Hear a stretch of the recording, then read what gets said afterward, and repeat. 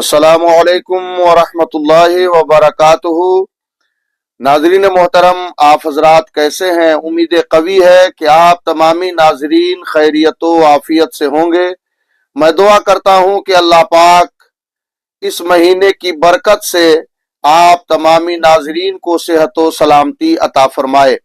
ناظرین محترم، میں اس ویڈیو میں شعبان کی کچھ فضیلت اور اس کی برکتیں اور اس مہینے میں ہمیں کئے روزے رکھنا چاہیے، 14 کو یا 15 کو یا 13 کو یا 14 کو رکھنا چاہیے، اس بارے میں آپ کو بتانے والا ہوں۔ آپ نہایت ہی اطمینان و سکون سے اس ویڈیو کو دیکھیں گے اور مکمل دیکھیں گے، انشاءاللہ پوری بات آپ کو سمجھ میں آ جائے گی۔ ناظرین محترم، اللہ کے نبی صلی اللہ تعالی علیہ وسلم نے ارشاد فرمایا ہے کہ شعبان، رجب اور رمضان کے درمیان ایک مہینہ ہے، لوگ اس کی شان سے غافل ہیں، اس میں بندوں کے اعمال اٹھائے جاتے ہیں، اس لیے میں روزہ رکھتا ہوں۔ سبحان اللہ۔ اس حدیث سے ثابت ہوا کہ شعبان المعظم کی اتنی بڑی فضیلت ہے کہ اس میں بندوں کے اعمال اٹھائے جاتے ہیں، اس لیے آقا فرماتے ہیں کہ میں بھی روزہ رکھتا ہوں۔ دوسری جگہ آقا کریم صلی اللہ علیہ وسلم نے ارشاد فرمایا ہے کہ شعبان میرا مہینہ ہے اور رمضان اللہ تعالی کا مہینہ ہے۔ اور حضرت عائشہ صدیقہ رضی اللہ تعالی عنہا روایت فرماتی ہے کہ نبی کریم صلی اللہ علیہ وسلم کو تمام مہینوں سے زیادہ پیارا مہینہ شعبان المعظم تھا۔ ناظرین، اس حدیث سے شعبان المعظم کی فضیلت ثابت ہوتی ہے۔ اللہ پاک ہمیں اس کی برکتوں سے مالا مال فرمائے۔ تیسری جگہ اللہ کے محبوب صلی اللہ علیہ وسلم ارشاد فرماتے ہیں شعبان میرا مہینہ ہے اور رمضان اللہ تعالی کا مہینہ ہے۔ اس حدیث پاک سے واضح ہوا کہ جس نے رمضان شریف کا روزہ رکھا اس کی جزا اللہ تعالی فرمائے گا، اللہ تعالیٰ اسے عطا فرمائے گا۔ اور جس نے شعبان کا احترام کیا، اس میں روزے رکھے اور اس میں عبادتیں کی، تو رسول پاک صلی اللہ تعالی علیہ وسلم اللہ تعالی سے اس کا اجر دلائیں گے اور آپ اس کی شفاعت بھی فرمائیں گے۔ سبحان اللہ۔ اس لیے بڑے خوش نصیب ہیں وہ لوگ جو اس مہینے کی قدر کرتے ہیں اور اس مہینے میں روزہ رکھا کرتے ہیں۔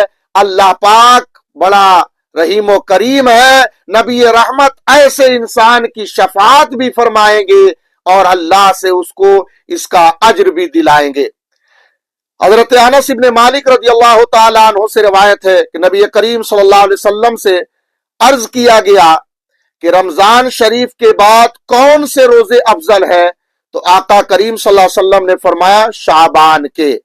تو اس سے معلوم ہوا کہ شعبان خیر کثیر کا مہینہ ہے، شعبان شرف کا مہینہ ہے، شعبان میں رحمت کے 300 دروازے کھول دیے جاتے ہیں، شعبان بندوں کے مراتب کی بلندی کا مہینہ ہے، شعبان بھلائی کا مہینہ ہے، شعبان نورانیت حاصل کرنے کا مہینہ ہے، شعبان حضور اکرم صلی اللہ علیہ وسلم کا مہینہ ہے، شعبان رحمتوں برکتوں والا مہینہ ہے، شعبان کثرت سے روزہ رکھنے اور نوافل ادا کرنے والا مہینہ ہے۔ اس لیے ہم روزے کی کثرت کریں، نوافل پڑھیں اور اس مہینے کے برکات سے اپنے آپ کو مالا مال کریں۔ نبی کریم صلی اللہ تعالی علیہ وسلم کی حدیث پاک ہے، ترمذی شریف کی حدیث پاک ہے کہ حضرت ام سلمہ رضی اللہ تعالی عنہا روایت کرتی ہے کہ نبی کریم صلی اللہ تعالی علیہ وسلم کو میں نے لگاتار 2 مہینے روزے رکھتے ہوئے نہیں دیکھا سوائے شعبان اور رمضان کے روزے کے۔ مطلب یہ ہے کہ اللہ کے نبی صلی اللہ علیہ وسلم اس مہینے میں مکمل روزہ رکھتے تھے اور ان روزوں کو رمضان کے روزوں سے ملا دیا کرتے تھے۔ حضرت عطا بن یسار رضی اللہ تعالیٰ عنہ سے بھی روایت ہے کہ نبی کریم صلی اللہ تعالی علیہ وسلم شعبان سے زیادہ کسی مہینے میں روزے نہیں رکھتے تھے، یہ اس لیے کہ اس میں سال بھر کے مرنے والوں کی مدتیں لکھی جاتی ہیں۔ تو ناظرین، ان احادیث سے کیا ثابت ہوا کہ اللہ کے نبی صلی اللہ تعالی علیہ وسلم اس مہینے میں مکمل روزہ رکھتے تھے۔ اللہ اکبر! اسی لیے ہمارے لیے بھی سنت یہی ہے کہ ہم جہاں تک ہو سکے اس مہینے میں روزے کی کثرت کریں، اور اگر آپ زیادہ نہیں رکھ سکتے ہیں تو آپ 2 روزہ ضرور رکھیں، ایک شب برات سے پہلے اور ایک شب برات کے بعد، یعنی ایک 14 کو اور ایک 15 کو 2 روزے رکھ لے، تاکہ اللہ کے نبی صلی اللہ تعالی علیہ وسلم کی سنت پر عمل ہو جائے۔ حضرت انس رضی اللہ تعالی عنہ سے روایت ہے کہ حضور اکرم صلی اللہ تعالی علیہ وسلم کی بارگاہ میں عرض کیا گیا، یا رسول اللہ صلی اللہ علیہ وسلم، سب سے افضل کون سے روزے ہیں؟ تو نبی کریم صلی اللہ علیہ وسلم نے ارشاد فرمایا، شعبان کے روزے رمضان کی تعظیم کے لیے تم اپنے بدنوں کو شعبان کے روزوں سے پاک کرو رمضان کے لیے۔ مطلب ہے کہ فرض روزہ تو رمضان کا ہی ہے، لیکن افضل یہ کہ جو ہے نا تم اپنے بدنوں کو پاک کرنے کے لیے شعبان کا روزہ رکھو، تاکہ رمضان کے روزے تمہارے لیے آسان ہو جائے۔ اس لیے جو شخص شعبان کے 30 روزے رکھ لیتا ہے اور افطاری سے مجھ پر درود پڑھتا ہے، نبی فرماتے ہیں صلی اللہ علیہ وسلم، تو اللہ تعالیٰ اس کے پچھلے تمام گناہ بخش دیتا ہے اور اس کی روزی میں برکت عطا فرماتا ہے۔ اور اس مہینے میں آپ جانتے ہیں کہ رحمت کے 300 دروازے کھل جاتے ہیں۔ اور ایک جگہ اور آقا کریم صلی اللہ تعالی علیہ وسلم فرماتے ہیں، کیا تم جانتے ہو کہ شعبان کو شعبان کیوں کہتے ہیں؟ صحابہ نے عرض کیا، اللہ اور اس کے رسول بہتر جانتے ہیں۔